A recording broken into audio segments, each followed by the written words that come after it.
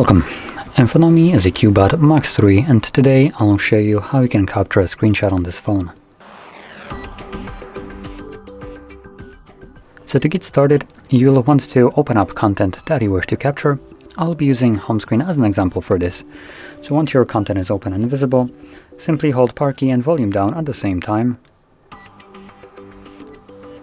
We'll have this pop-up right here with share and edit option. After a moment it will disappear.